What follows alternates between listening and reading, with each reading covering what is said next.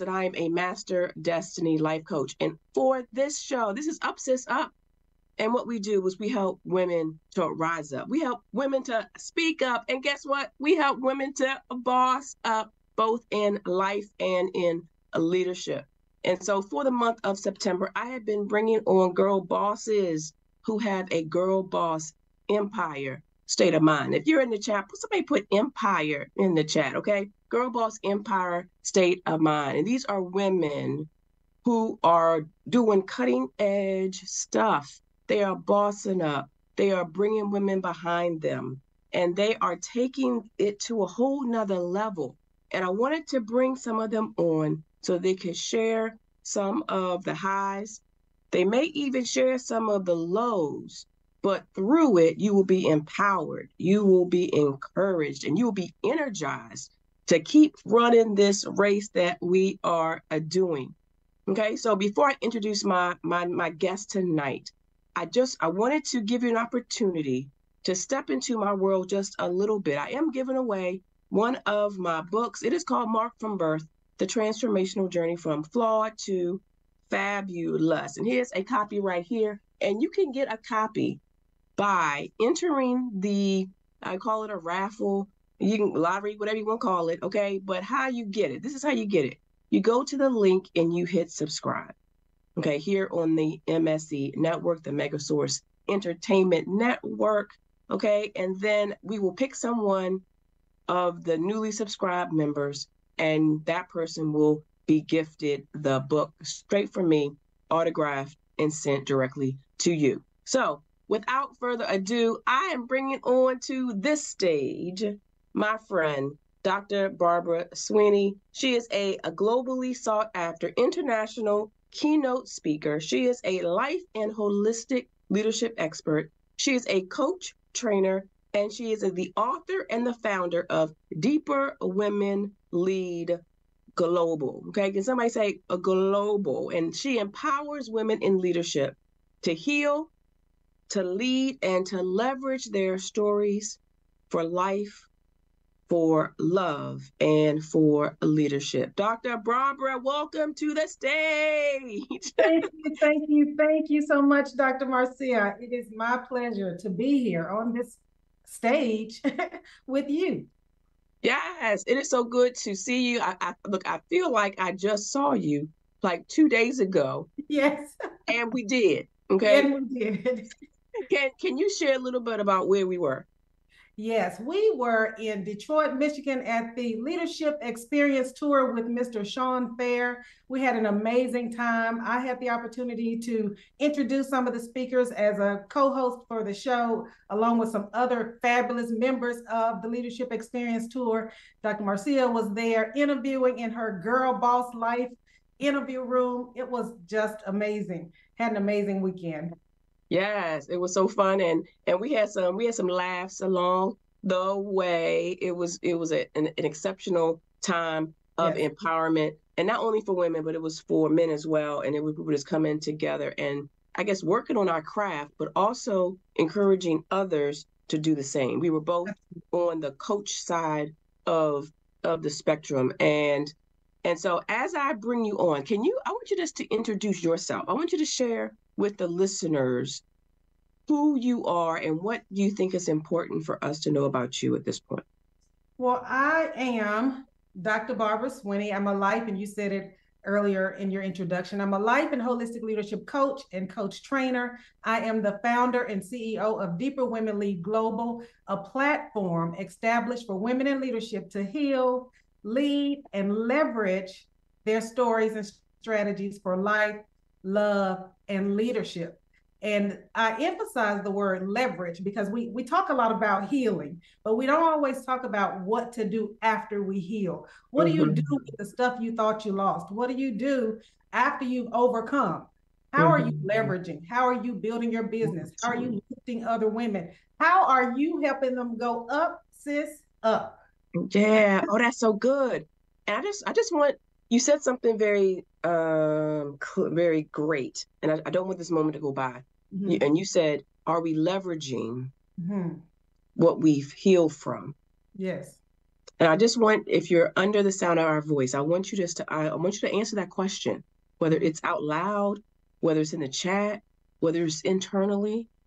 Are you using, because that's another word for leverage, are you using what you've been through to help somebody else? And the piece is the story. Okay, when you share your story, that's when now you can help somebody, because you're shown it may have taken you 5 years. It may have taken you 10 years. It may have taken you 20 years. But when you tell your story, you have time collapsed it to the point where people can hear your beginning and they can hear your end. And that gives, well, you tell me, Dr. Barber, what does that do for the person who's listening? Man, it helps them to know that there's an after. Some people could be still in their healing process. They could still be in the posture of on the floor. I know there were many times that I was on the floor crying, not really knowing that it could look better, or it could look like this, that I'd be using my story to help women around the world to leverage. That's what it looks like. That's what it means to be on the other side of it. How are you moving through it? And some women, you know, it's kind of, you're on a spectrum of healing. Some people just experience the hurt. Some people are understanding that the hurt was really there to help them. And then some people are kind of where I am. I think I've become a professional healer. I can heal from almost anything in about 3 days. Give me 3 days of quiet. It'll help me put things in perspective, and that all things really do work together for the good. Yeah. And I'm going to use a buzzword that has been kind of going around in the coaching space. What it sounds like you have developed is a lot of emotional intelligence. Absolutely. I'm a genius. You're a genius, where you got a very high IQ and EQ. Okay. Right. So, and EQ was the, code word for emotional intelligence. So, I want to pause for a second, and I want to ask you, Dr. Barbara, tell us a little bit about your story. So you said something that was very interesting. When you tell your story, you collapse it. One of the things that I find as I continue to heal and find new things to heal from, I don't readily identify with the story that I started with. In a 6-month period of time, I went through a divorce after being married for 20 years to my college sweetheart. 3 months after finding out that I was up against some infidelity, I literally got a tap on the shoulder. I was at the top of my career, got the tap on the shoulder saying, your services are no longer needed in this position. All of that happened, sent my first child off to college, had to sell my marital property where I had raised my girls. Everything seemed to be turning upside down. My world was falling apart. So all of the things that I most readily identified with were stripped away.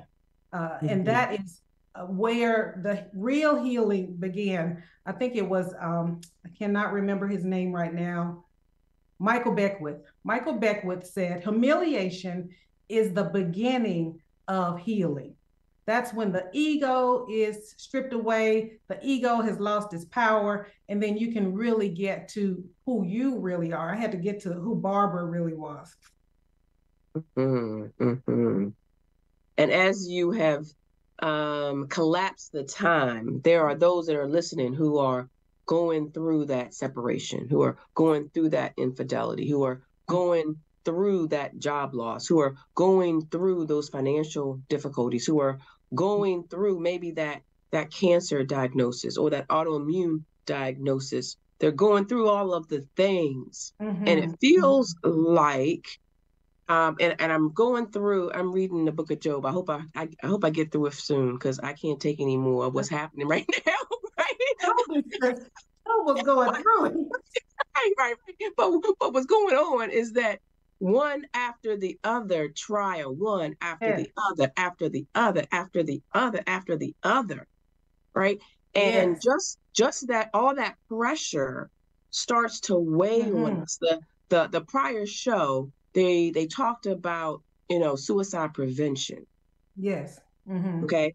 We get to the space where it's so heavy Yes. that we feel like we can't get through it. Okay. And that's when those negative thoughts start to come in. I can't make it. I would be better off not here. Yes. I don't even know why I left. Right. I don't know why it is and all the things, right? And becomes overwhelming. But if you could, Dr. Barbara, speak to those who may be feeling yes some of the feelings. It's everybody has their own path, but if I could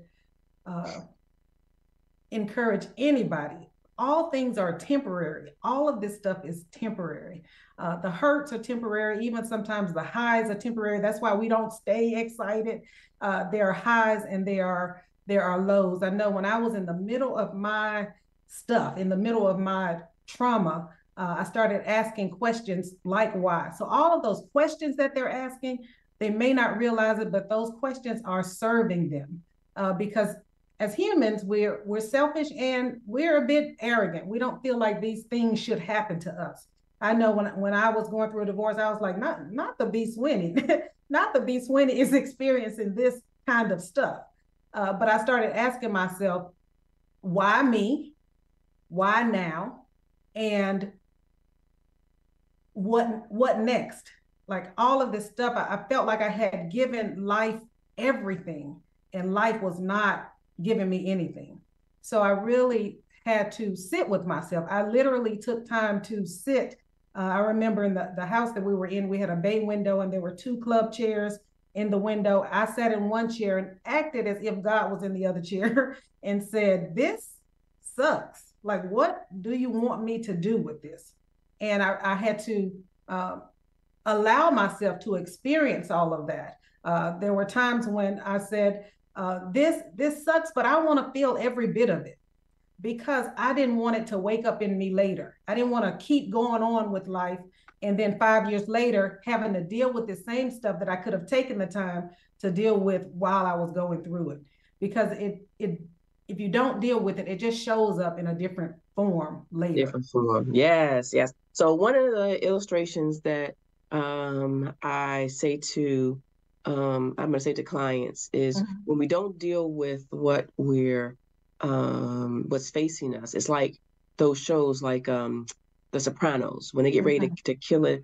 They kill somebody and then they go and they get rid of the body. And what do they normally do when they get rid of the body? How do they normally get rid of it? Oh, they sink it in the right. So they tie it up, right? They throw it over into the ocean or into the thing, right? And every time about 2 or 3 days later, they got somebody who's running through Central Park, right? Yes. And all of a sudden, she's like, right? Yes. And you see this body. Yes. And by the time the medical examiners come and they got the little yellow cones around and everything, they unroof the body. Yes. And the thing is like, oh my gosh. Yes. Right? 2 things happen. That thing that you ignored is going to come up when you least expect it. Absolutely. Okay? Is when you're going to be, talking to Johnny and all of a sudden, the little Johnny, and all of a sudden you go off with him because you haven't dealt with the thing. Or it comes up looking completely different. It comes up looking much worse. Much worse. So it's better to go ahead and deal with it when it's right there in your face, because if not, it's going to come back. It's going to come back. And I work with women who are leaders, and I tell them, if you don't deal with your 3-year-old trauma, you're going to subject the people that you're charged to lead to the 3-year-old woman. You mean 3-year-old woman. And not to the woman that you are or you should be evolving into. Because there are no private thoughts. It all shows up in your behavior, and you're just going to be bleeding all over people when you don't heal your wound. You had me thinking, what if I showed up as the 3-year-old woman? Right, look, or man. Or man. Or man. Or man. Whoa, man. I love it. So we have to face the fears. We have to face the trauma. We have to face the difficulties If not, we will continue to, as you say, bleed out, bleed over people. Yes. And when we're bleeding out, eventually the blood now causes us to act differently, Yes. right? Out of your mind, act not in control. Okay, and then we end up flat on our back. Absolutely. And now we're talking to God like, God, why me? Yes. And Dr. Marcia, have you ever seen somebody with a blood clot or blemish in their eye with a broken blood vessel? Yeah, ecchymosis. Looks kind of distorted. Mm-hmm. I was speaking to a client the other day, and she was just kind of confused about what she's supposed to be doing. And she said, I just need to get clear. I just need, and after before she could finish, I said, you need to heal because healing expands your capacity. It expands your creativity. Even though you may be unconscious of what the blockage is, it's a lot of times what's blocking you is that stuff that you've not dealt with, and you're trying to go on and you're trying to build a business and things are not working out. You hit a wall, you run up against the wall. And if we're not confronting that stuff, then you can continue to keep running into the same stuff. I had to sit down a couple of years ago and say, okay, I've been doing this for a while now. Like, what is blocking me? Why am I not seeing the results that I know that I should be getting? Based on all of the things that I'm doing, I should be getting a different result. So I really had to start to examine what was blocking me. There was something deep in the underbelly that was blocking my progress. And I read this quote in Think and Grow Rich by Napoleon Hill. He said, a person is not ready to receive a thing until he believes that he can acquire it.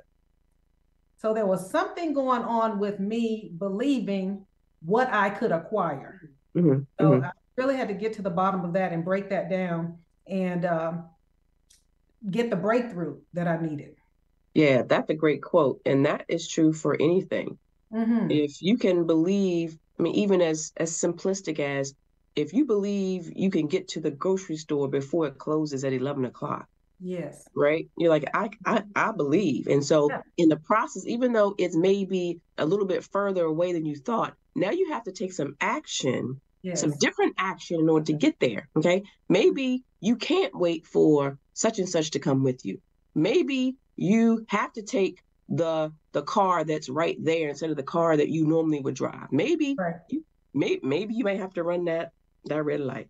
I'm just saying. I'm not pointing any fingers or admitting anything. Okay. You might have to go around the back way. You may have to bring that person with you and have them jump out and go in before they close the door. Right. So it all starts with you believing that you can do it, as opposed to when you say I can't do it, then guess what? You won't. You won't. Because you don't have the capacity. You mentioned the capacity increases, right? But when you can also close down your capacity. Yes, you can. Even when you're trying to solve regular problems, if you respond to a problem with a statement, your brain automatically stops searching for answers. Correct. But if you start asking questions like, oh my God, you can't afford the coaching, but you start asking, how can I afford it? Yes. Then your creativity starts to open up and your brain starts to search for ways that you can afford it. Yes. So we are literally conducting our own or imposing our own psychology. We're constantly training our minds and our brains what to do and what to think. Correct. And I've actually heard this said in like a coaching kind of demo. If someone says, no, using your example, that they don't think they can come up with the money for the coaching. And I've heard a coach say, okay, well, if your child needed emergency surgery and it costs whatever amount it costs, what would you do? They're like, I'm gonna go find the money. Right. I'm gonna go and ask Bob, Billy, Sue, Elizabeth, look, Bruce, Bruno, Henry. We're gonna find the money because I believe in that investment. I believe that I'm fully committed into making that thing happen. And so the same way, when you invest in yourself, you have to be fully committed. Okay, instead of taking care of everybody and their mama, and literally and their mama and their mama, right? You have to say, you know what, I need to take care of me. Yeah. Because the disconnect is we think, you know what, we have to expend all this energy taking care of everybody else, and then there's nothing for us. But if we build ourselves up and be full, now I can pour out more to all of the people. Okay. And so I want to pivot this right now, right? We're talking about having more in our picture. And I'm going to use the word, sometimes we have to be willing to go deeper. Yes. Okay. So I'm gonna punt this ball to you, and I want you to talk about becoming deeper and what that really means. Becoming deeper really means doing the work, going beyond the stuff that you see. Dr. Marcia, I was successful by most accounts, most people's accounts, but I always say that I was the most confident, insecure person I knew. I knew how to show up, but I always showed up big, feeling a little small inside, or even leaving. When I got home, I couldn't feel the space. I would feel the space at work, and I couldn't feel the space at home. I didn't know how to make that transition. So I really had to start asking myself, who are you? There are 5 questions that every leader must ask. Who are you? Where am I from? What are my gifts? What do I value? And then who can I serve? I had to start with that question, who am I really at the core, without the career, without the degrees, without the family even, because sometimes we see ourselves as extensions or tethered to our families, but we're all individuals evolving, really trying to become that 2-year-old that we were. When you were 2, you didn't have low self-esteem. When you were 2, you didn't worry about what somebody thought. You cried and the world moved in your favor. So I feel like a part of our purpose is to continue to evolve to that person we were before we were born, who came here with everything that they needed. And somehow along the way, we were stripped of that. So going deeper, you've heard that it's an acronym for decide what you want. The D is decide what you want. Deciding what you want is really about clarity of vision, clarity of purpose, and clarity of identity. Getting back to who you truly are so you can go after the thing that you want for who you are, and then understanding your purpose. And then the first E is for examine your life. What's in your life? What patterns are showing up? And getting to the bottom of that so you can eliminate those barriers, any of those limiting thoughts that you might have, being able to eliminate those. And when you clean out all of the stuff in the bottom of the cup, I heard one of my clients or one of the students in my program said, you can't pour from an empty cup, but you don't need to pour from a dirty one either. So you need to clean out your cup. You need to eliminate those barriers so that you can come up with a true plan of action, evaluate your progress, and then get the results, the real results that you want. So deeper is really about sitting with yourself and getting to the core of what you are or who you are and what you were really sent here to be. I remember asking my ex-husband, sometimes we look at them and say, like, who are you? And he said, I'm a Falcons fan. I said, you were not created to be a Falcons fan. God's got other stuff to do than to create fans for other people. So really getting to the real of who you truly are and what you were really sent here to do. And I'm telling you, when you get in alignment with your purpose and with who you are, it's like playing tennis and hitting the sweet spot on the tennis racket. You hear that, and it's just smooth sailing. People ask me all the time, Dr. Swinney, how do you get it all done? Well, when you're operating in your purpose, it gives you energy. It gives you passion. It gives you that thing that you need to keep going after your 9 to 5. That's right. And turns into what a 9 to 11. 5 to 12. Something is happening here. Yeah. I got it. So one of the reasons I brought you on this show for this segment of the Girl Boss Empire State of Mind is that you have a global company, and I want you to break that down for us. So the platform for women is a global outreach platform. So there are women that have been connected to the platform from Uganda, Zimbabwe, just all over the world, because what's universal is healing and leading. Those two things are universal. We all have some kind of trauma. If you bump into somebody, you just need to assume that they've had some kind of trauma. I always say only about 80% of us know that we are, or actually crazy. Only about 20% of us know that we are crazy. so we're all crazy. It's not about whether you're crazy or not. It's about what kind of crazy are you. That's the kind of, can I deal with your crazy? Because we all have some. So it's universal.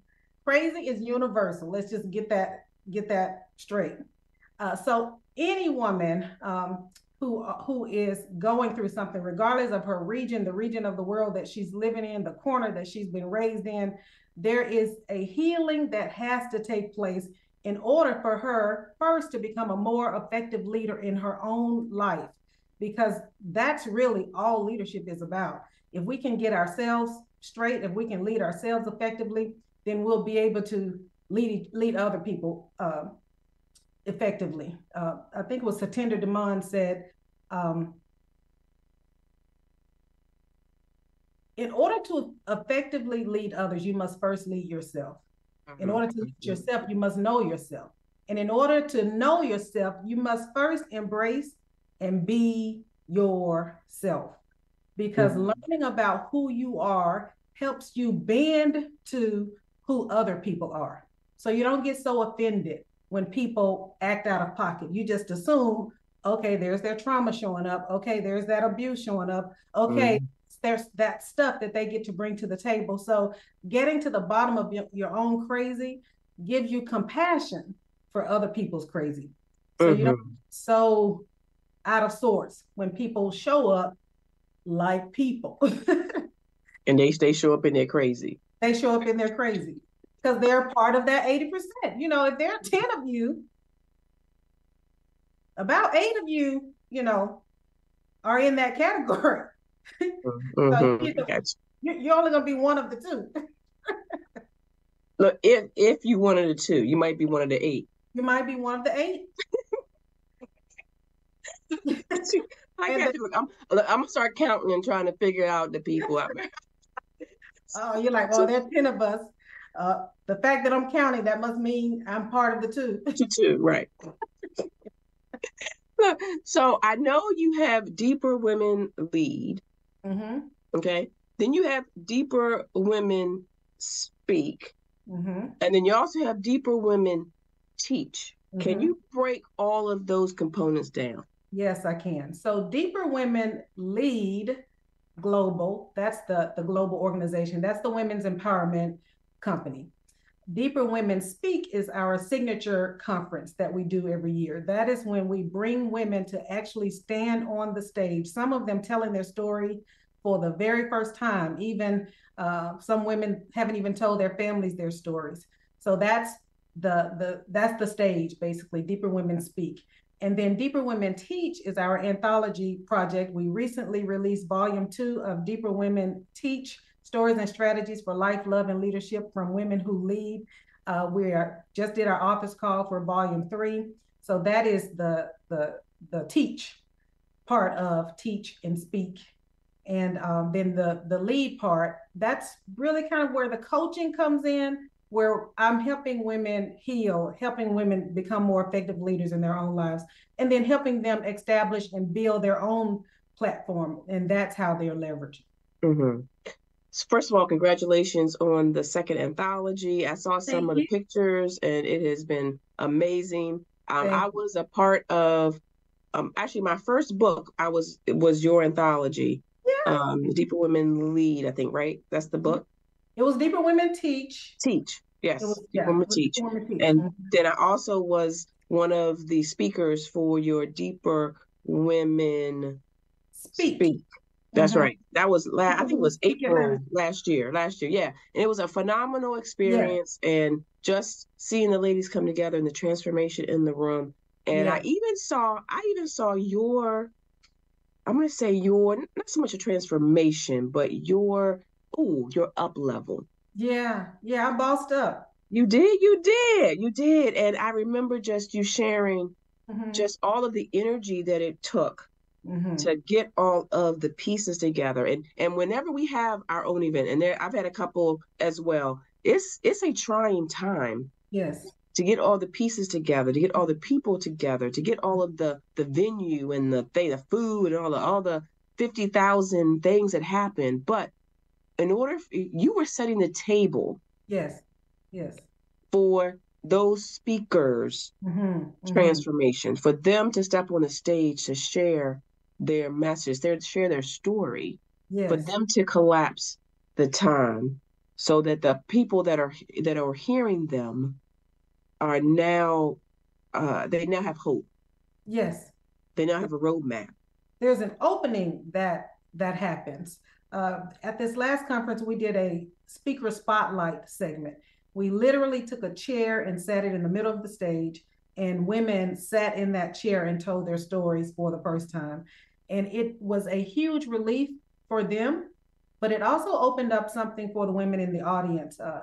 At the end of each of their speeches, the crowd erupted, and just the sure support that they were getting. Those women that spoke, some of them are gone on to write their books from their speech. Some of them are speaking again at the next conference in April. Some of them became authors and are part of volume 2 for Deeper Women Teach. So it just opens up something. There's something about releasing and knowing that you're not alone in this process. I know that when I was going through my divorce and my demotion, I have 9 brothers and sisters, and I did not call one of them to cry with them. Not because I couldn't, but it was because I couldn't. Because I couldn't, because of the expectation that I'd set for myself. My family, my 9 brothers and sisters, and my parents, they kind of held me on this pedestal. I call it the pedestal syndrome, and I had gotten too big to stay on it. It was very uncomfortable being up there on that pedestal. So it was difficult to reach out to them and tell them that I was really struggling to stay up there. So I waited until everything was done and I was on my healing path to actually tell them about it.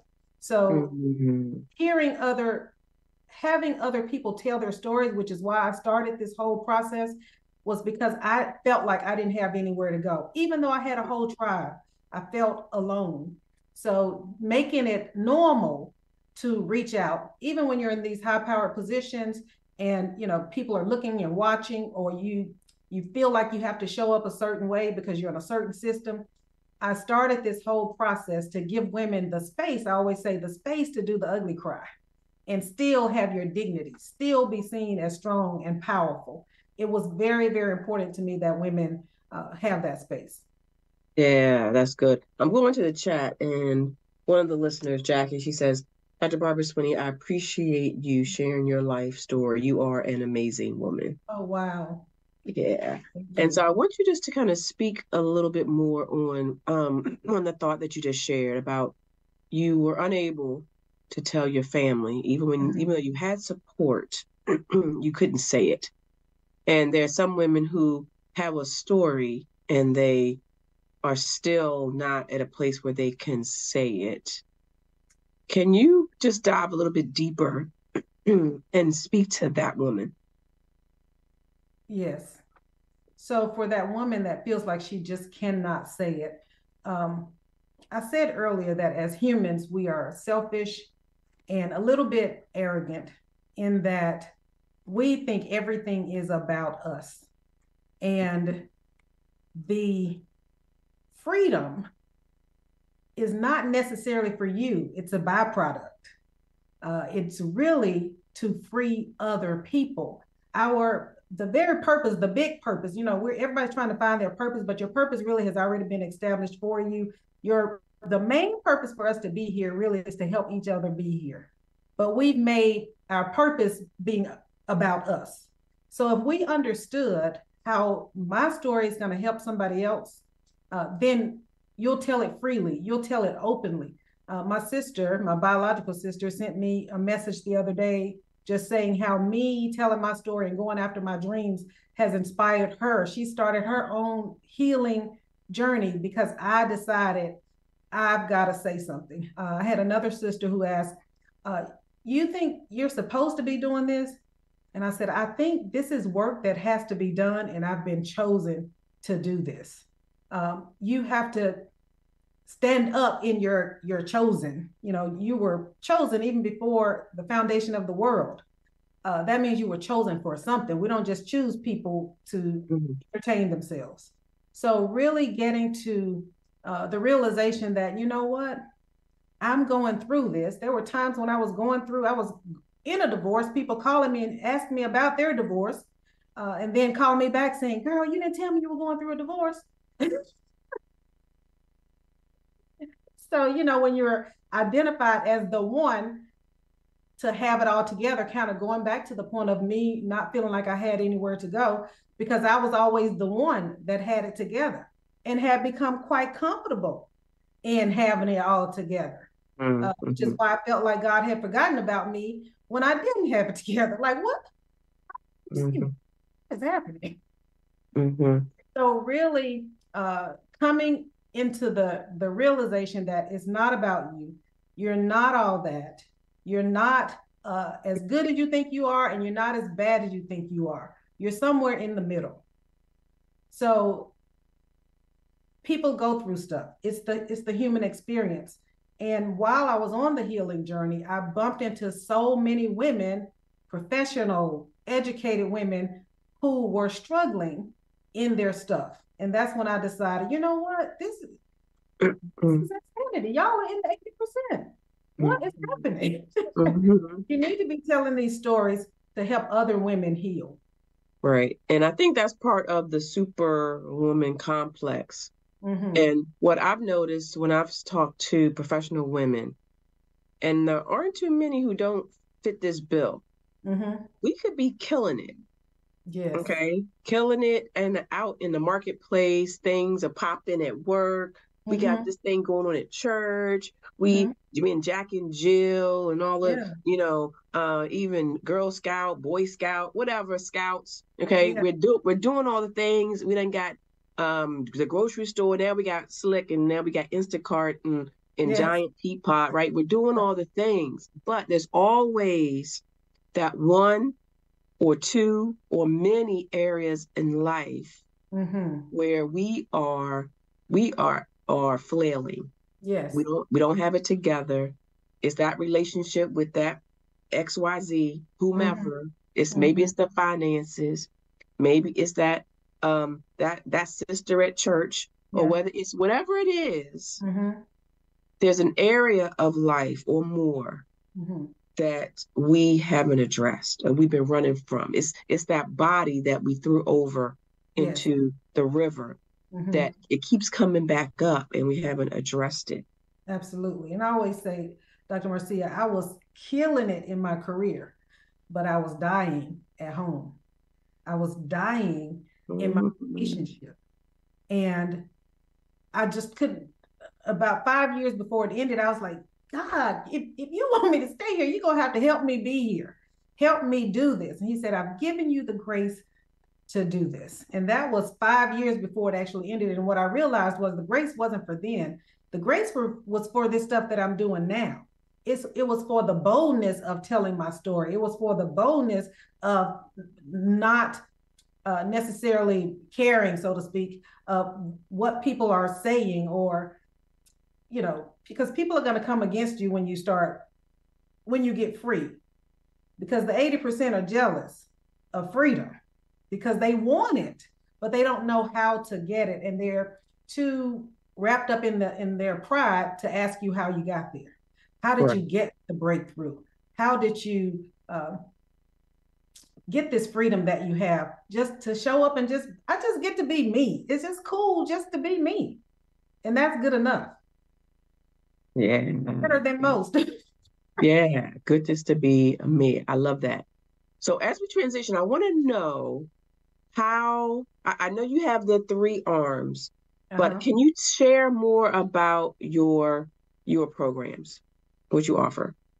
Yes. So I pivoted just a bit. I used to really just coach women in the healing process, but now I'm helping them to build something.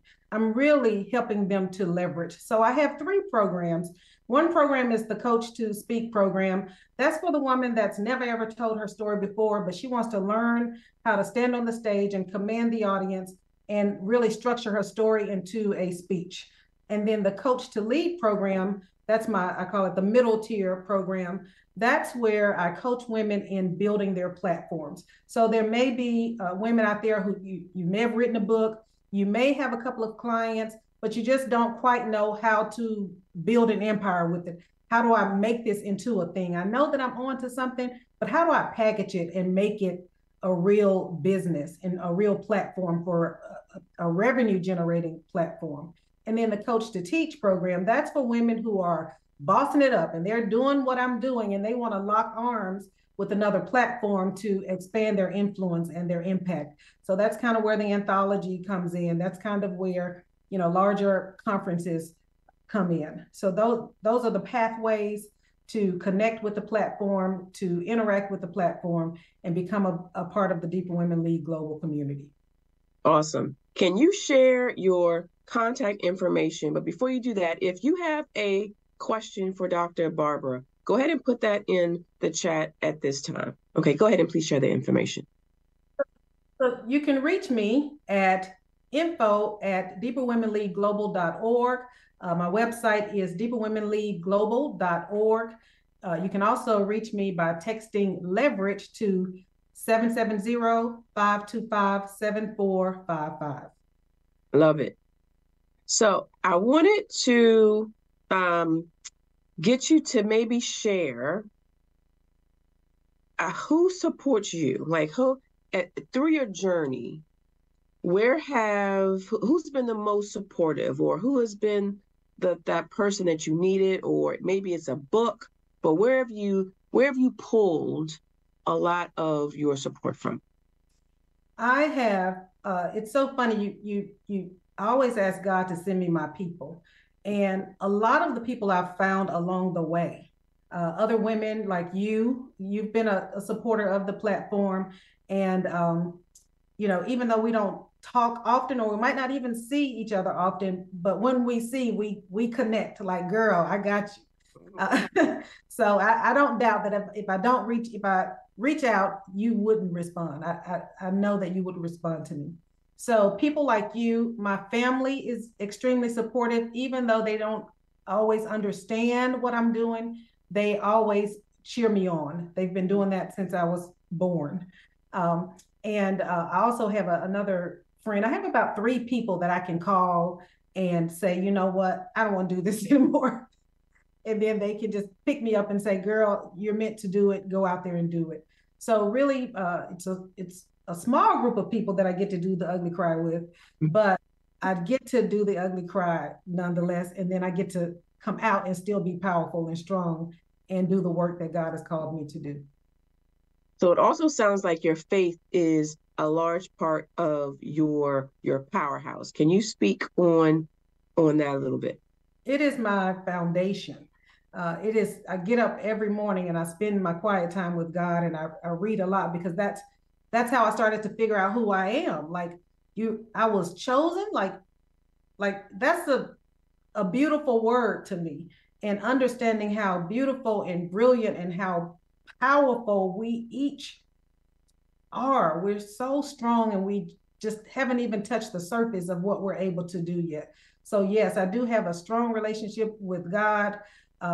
He's with me, he's working through me and using me, and I'm so glad to just surrender daily, because I have to do that every day, because I just want to take it back and say, you ain't doing nothing with it, give it back. So, but really relying on him to do this work, even the ideas that I get, I know that, I know he made me smart, but having him makes me brilliant. It takes it to a whole nother level. I love that. Being brilliant. Yeah. So Mm-hmm. one of the things that I always ask my guests is when I say the words "up sis up," what does that mean to you?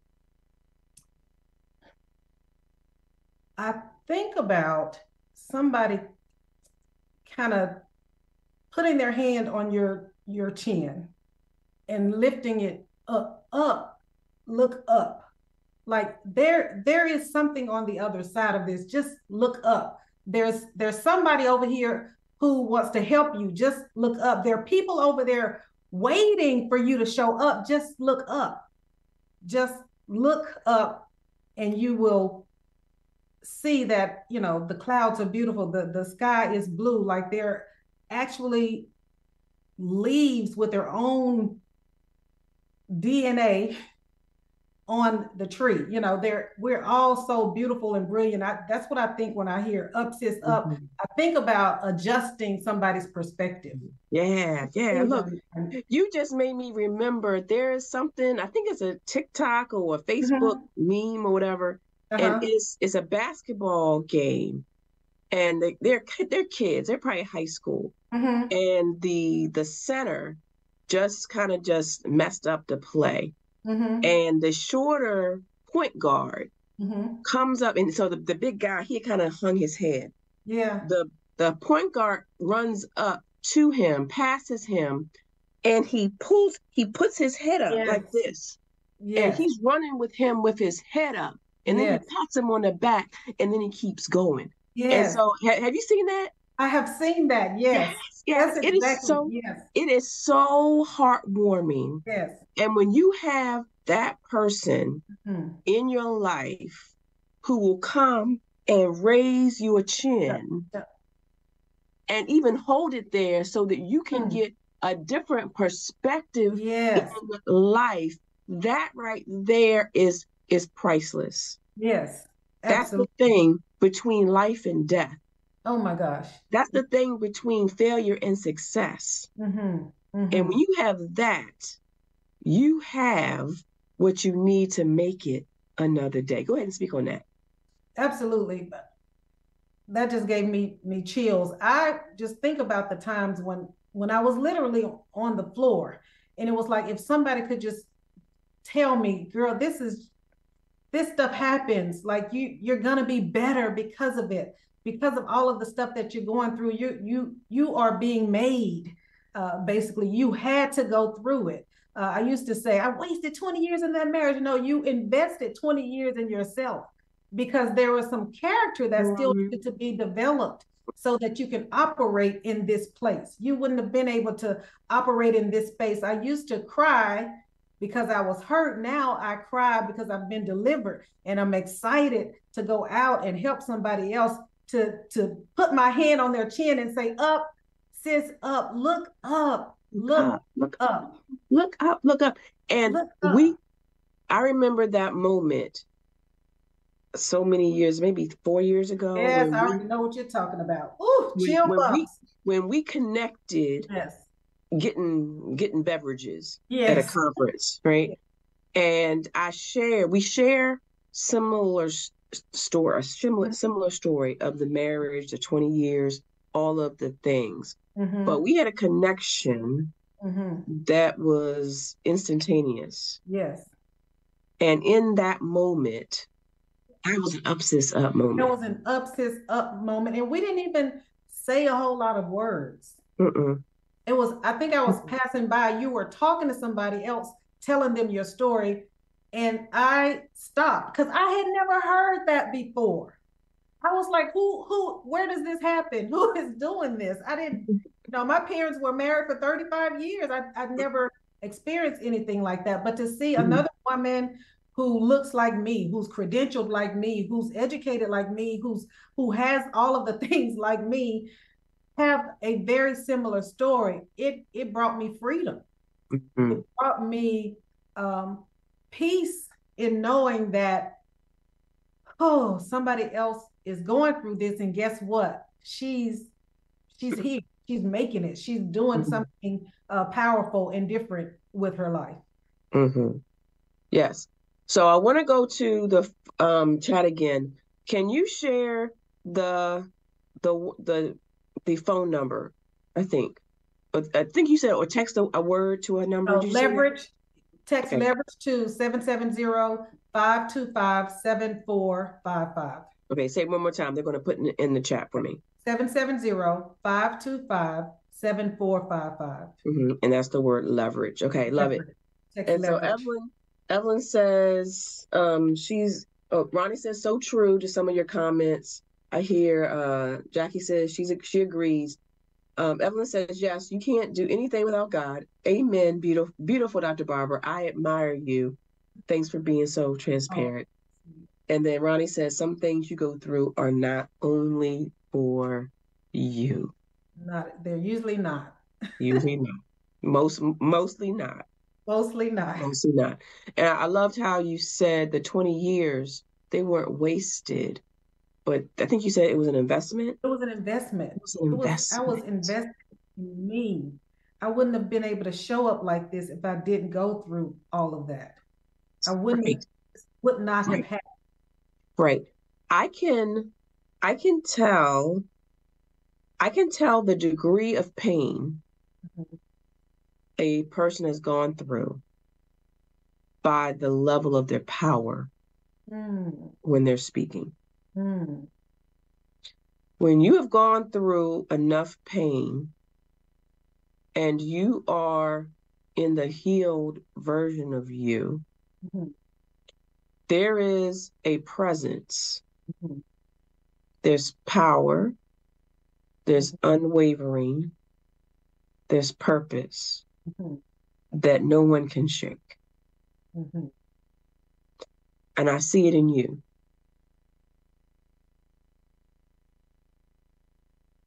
Thank you for that acknowledgement. And now you are on your way helping others to do the same. And so I applaud you.